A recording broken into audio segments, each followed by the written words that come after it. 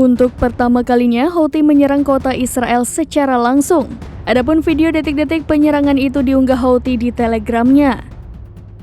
Dilaporkan Houthi menggunakan rudal terbaru yang dijuluki rudal balistik Palestina.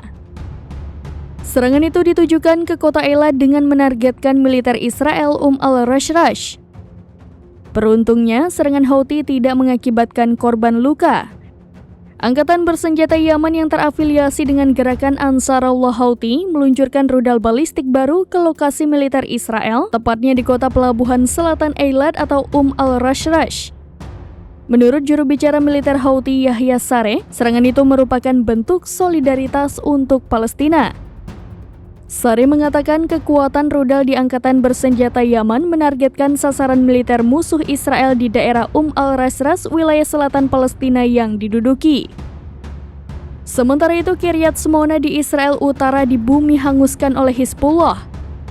Hizbullah Lebanon telah mengintensifkan serangannya terhadap situs-situs pendudukan dan permukiman di sana.